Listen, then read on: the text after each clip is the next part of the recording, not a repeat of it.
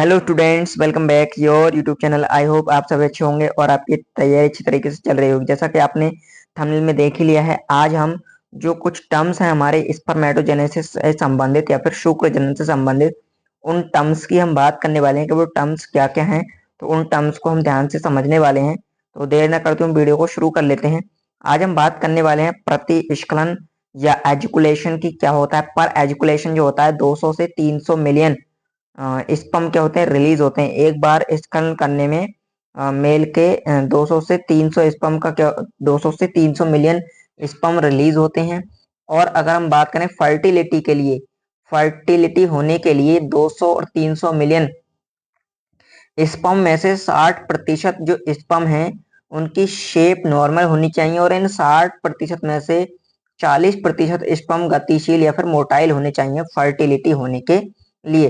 ये बात आपको ध्यान रखनी है।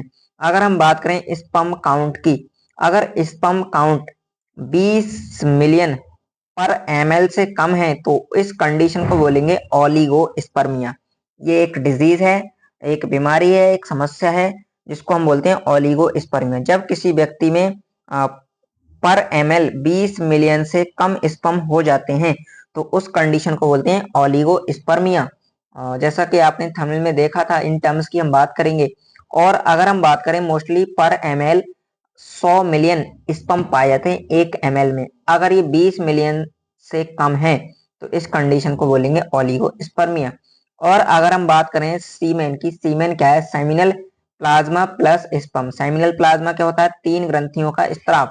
तो मेल में ये तीनों ग्रंथियां पाई जाती हैं, सेमिनल वेसाइकल, प्रोस्टेट ग्लैंड और कॉपर ग्लैंड्स। ये तीनों का स्त्राव जो होता है सेमिनल प्लाज्मा कहलाता है और इसमें अगर स्पर्म मिल जाए तो सीमेन कहलाता है।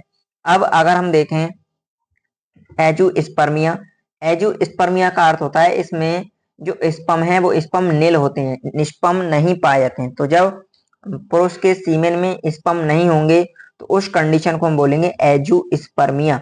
और अगर हम बात करें मोर्टिलिटी खराब हो जाती है स्पर्म की तो उसको बोलेंगे स्थेनोस्पर्मिया। तो स्थेनोस्पर्मिया, एजुस्पर्मिया, ओलिगोस्पर्मिया, ये 3 शब्द हैं। आपको बहुत ध्यान रखने, परीक्षा में सवाल यहाँ से बन सकते हैं आपकी नीट की परीक्षा में।